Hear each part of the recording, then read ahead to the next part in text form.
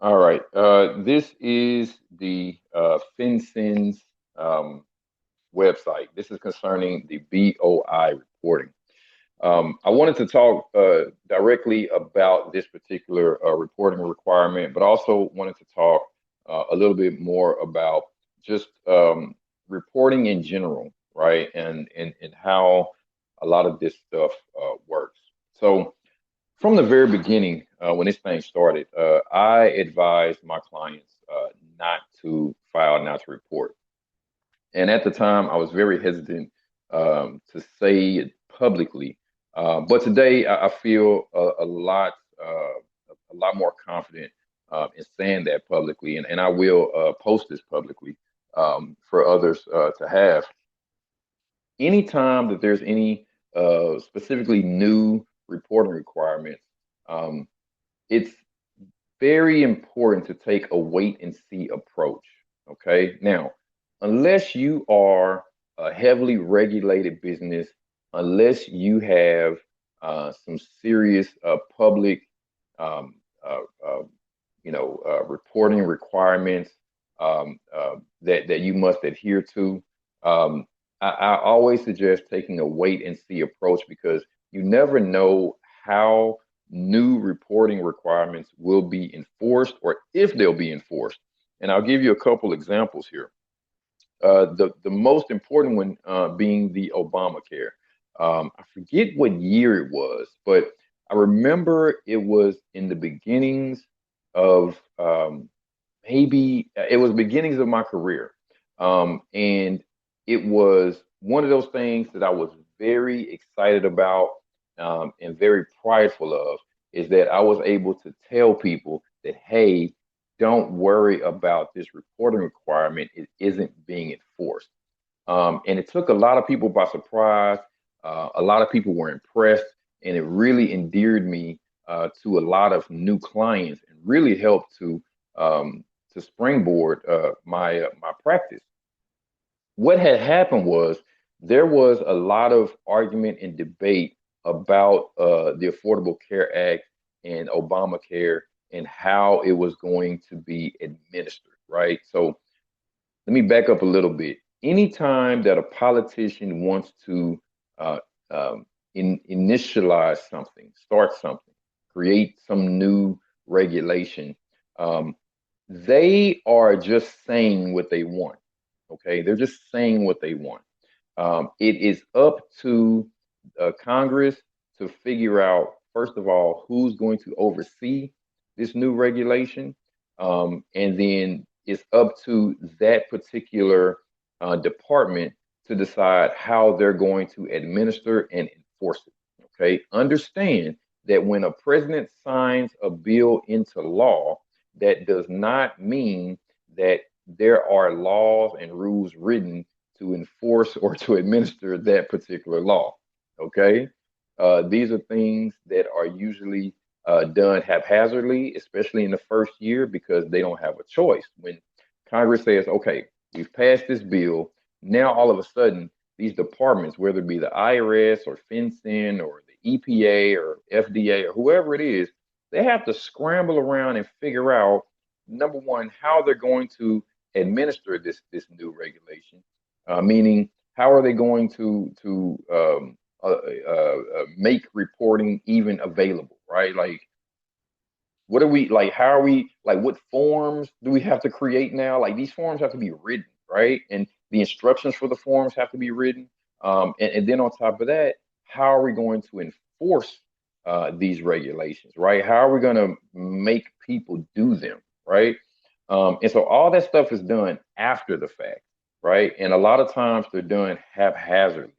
And then politically, there's a lot of things that are happening to either dull the regulation, meaning that yes, it is a law, yes, it is a regulation, but it's not heavily enforced, right?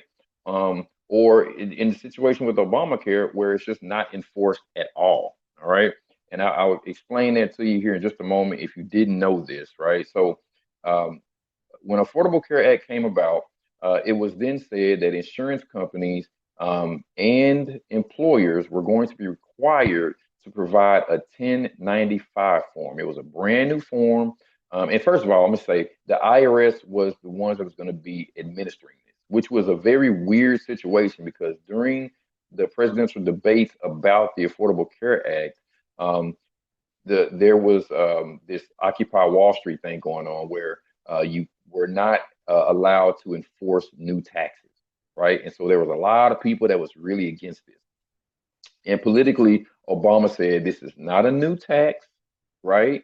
But somehow Congress made the IRS the administrator and enforcer for the Affordable Care Act.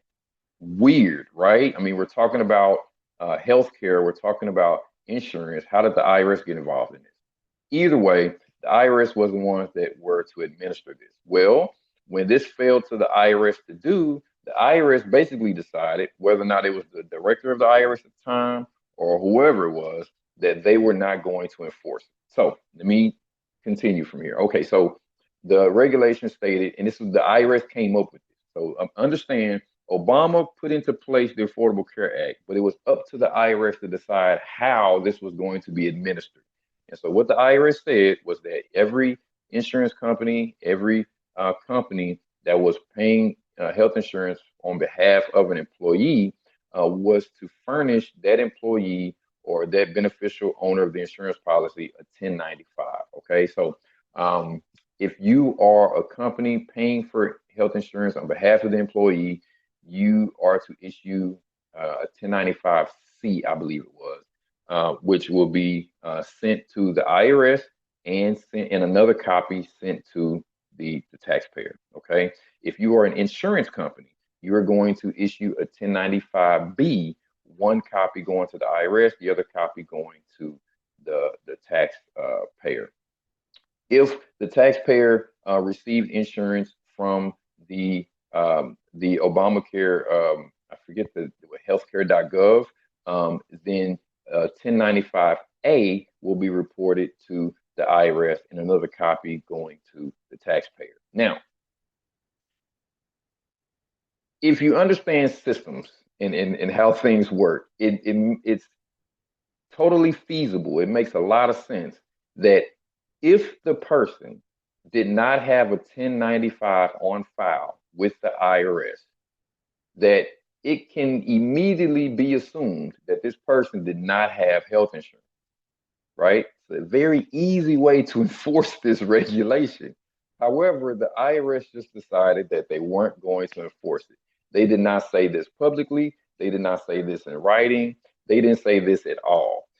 The only way to know this is to take a wait and see approach. When I believe it was 2012, I believe was the first time that on the 1040, there was a question that was asked, did you have health care? Well, if you checked yes, you were not required to provide a copy of a 1095, nor were you required to send a 1095 with your tax return, even if you were mailing it in. A 1095 form was not required, right? But you did answer the question, yes, you had insurance. When the tax return made it to the IRS never looked at the tax return, looked at the answer signifying yes, and then go back and look to see if they can find a 1095. Never happened. Matter of fact, the first year, 2012, they decided that they were going to offer a moratorium, meaning that in that first year, companies and insurance companies did not have to file those 1095s the first year, didn't have to do it, but they were supposed to do it on the second year. Okay, so you answer yes, you had health insurance, you didn't have to pay a penalty, you didn't have to show proof. Okay, 2013 rolls around. Same question on the 1040. You answer yes. You still don't have to send in a 1095. But supposedly in 2013, I believe insurance companies and employers were then required to issue these 1095s. But the IRS never double checked whether the answer of yes on the 1040 and having a 1095 was available. Also, there were some loopholes. For instance, if you were on an Indian reservation, you did not have to have insurance through the through insurance companies or from the healthcare.gov. I think there was lawsuits from some religious sects. I forget which one it was. I think it was a Christian Scientist. They were allowed religious freedom to not have these insurance things because in their religion they have other means of healthcare, right? So there was all these lawsuits and stuff like that that were going on, and that gave you these loopholes as to why you didn't have to have it, and maybe that's why the IRS never bothered with enforcing it. Either way, um, Obamacare, the ACA, was never ever enforced. Never did anyone have to have health insurance or suffer a penalty. All you had to do was select yes on your 1040. Okay. Next thing, now that's the big one, right? The other thing is, and I didn't pull this up. I'm going to pull this up now. I did a video on this business personal property tax. Okay. And the reason why this is important is because everyone knows Obamacare, everyone knows uh, the ACA, right? But many people don't know about business personal property tax because it has been it has been around for so long that people just forget about it. Um, I can't find the this particular link that I was looking for, but this is true though. Okay, so currently there are 12 states that do not have a business personal property tax. Okay, just 12. And Hawaii being the biggest for me. Okay, every other state has business personal property. What is business personal property tax? Like I said, I did a video on this before. If you own a business, if you're a business owner, everything that you own for that business, a chair, a table, a calculator, a laptop, a phone, anything that's used for that business, you're supposed to file a report and pay a tax on every single year. Now, here's the way this works. It isn't heavily enforced. And I'm using the word heavily enforced because it is enforced. Okay. Um, there are man, it's hard to describe here. I went into detail in any other video, but um, someone can report you to your county, to your state, that will then trigger an enforcement action to sort of force you to file this business personal property return. Otherwise, you face penalties and interest. Okay.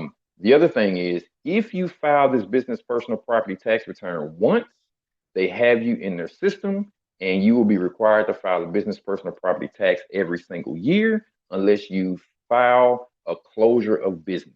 Because every single year, they're going to assume that you're in business and you're supposed to file this thing. Even if it's zero, you have to file it. And if you don't file it, then you automatically get penalties and interest.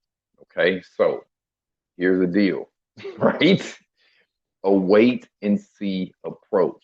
If you never enter into the system, chances are you won't be bothered by it. Okay. So, again, business personal property tax is a very real thing. It is enforced, but not heavily enforced, right? Most businesses do not pay business personal property tax. However, it does get enforced. I've seen it enforced many times over the years, right? Just not a lot. Um, so again, it's one of those, and there's lots of these, lots of regulations. I mean, and we're talking about just business income tax regulations. You know, that it doesn't talk about EPA, FDA, and all these other alphabet organizations that have all these different regulations. Some of these regulations are heavily enforced, some of them are not. It's just that's just the way it is. And so whenever I'm talking to small business owners, specifically those that are new into business and things like that, I tell them don't be so quick to to do all this reporting and stuff like that. Take a wait and see approach. Chances are you will always be given an opportunity to make right something that you didn't know about. Just claim ignorance. Just claim ignorance. I didn't know. Fine. If I'm being forced to do this, let me just go back and do it. Right. A lot of times you'll be given that grace. Okay. Now remember, BOI came about last year. Okay. BOI, beneficial ownership information, part of FinCEN. How did FinCEN become the administrator of this? I don't know. I just did a video recently about FinCEN and their reporting requirements for Form 8300 and how that's going. Okay. Again, another tax reporting requirement that doesn't get heavily enforced. Technically, anyone that gives you more than $10,000 in cash, you're supposed to file a tax form with FinCEN every time and report who gave you the cash and when they gave it to you and why they gave it to you, right? There are many contractors that do home renovations and things like that that accept cash in those amounts and never file this form, and it is not heavily enforced. Matter of fact, I have never seen it enforced. Another thing that FinCEN does is that if you have money in a foreign bank account of more than $10,000, you're supposed to report to FinCEN every single year how much you have in foreign accounts, what those amounts are, what they're for, and you have to do all of these foreign currency calculations to figure out how to convert the foreign currency to US dollar when you're reporting these things. It can be a bit of a mess, right? It is very beneficial though if you are someone that is from a foreign country, you're in the U.S. and you're filing for citizenship or you have some sort of immigration thing going on and you want to show that you have money. It may just not be in a U.S. bank account. You may have it in a foreign bank account, right? That kind of stuff becomes very important. If you are a foreign person and you have these immigration hearings and you're trying to get citizenship, it's very possible that the immigration agent may ask you for your, I forget what it's called. I think it's called a BOR report. They may ask you for that. Have you been filing that? Because they just assume that if you're coming from another country, you probably have a bank account or insurance or something or retirement or something in your home country. And so, have you been filing that? If you haven't been filing that, that can FBAR. That's what it's called, FBAR report. If you have not been filing that FBAR every year, that may actually stop you from having your immigration and your citizenship thing done. So now, I did not know about any of this stuff, honestly, because like I said, for me, it was just wait and see. I'm not filing this BOI report for any of my entities. I've been advising all of my clients not to file it. And so I just never bothered to even come to the website. I did look at what the penalties and stuff like that may be. I looked to see if there was going to be any sort of abatement of those penalties, and I did not see abatement. And that was another thing that really kind of struck me as odd because, like I said, usually if there's any sort of penalty or interest or anything like that with these regulations, there's usually a way that you can at least ask that these penalties be abated, meaning that they be taken away or erased for some reasonable reason, right? And I didn't see any of that when it came to the BOI, which is another reason why I thought this thing was put together haphazardly. No one cares about this stuff. But why this matters to me, specifically with this BOI, is because in my industry, I saw so many people that were just hounding their clients about, oh, there's this new reporting requirement that you have to report. And guess what? You have to pay me extra money now to adhere to this reporting requirement. And all these people are using these fear tactics, right? To try and get people to adhere to these regulations just so that they can make more money. And that is a real problem for me, a real problem that really bothers me. And so, again, that's why I'm doing this, is so that everyone knows, take a wait and see approach. Just wait and see what happens. This thing may not be um, uh, uh, enforced at all. If and maybe it is enforced, but not heavily, right? FinCEN is supposedly a department set up for financial crime. Okay. So a beneficial ownership report in the context of a financial crime can only be if you are dealing with, I don't know, maybe like illegal. I can't. I mean, seriously, like I can't even imagine. It would have to be someone who is acting against the United States government of America, okay, that owns and that owns a piece of a company operating in America. The only sort of crime that I can see how this particular report can help, right? If I have, let's say, I don't know, some terrorist group that is making money in the U.S. And so they have ownership of a company. Let's say the terrorist organization owns 80% of this company, right? And I am an American who is basically facilitating and helping set this business up for them, and I own 20% of it, right? So that's how I'm getting my kickback, right? Okay. So I'm going to file this beneficial ownership information report showing that this terrorist group organization owns 80% of this company that I own 20% of. And I guess FinCEN is going to get this report and say, aha, that's a financial crime. And then it's, uh-oh, I got caught, right? Or if they're using this as just a data gathering, right? Just trying to figure out who owns what. Maybe they're trying to figure out how many persons of Chinese nationality, not nationality, but what's the word I'm looking for? How many Chinese nationals own businesses in the United States, right? Are they 10% owners, 5% owners, 20%, right?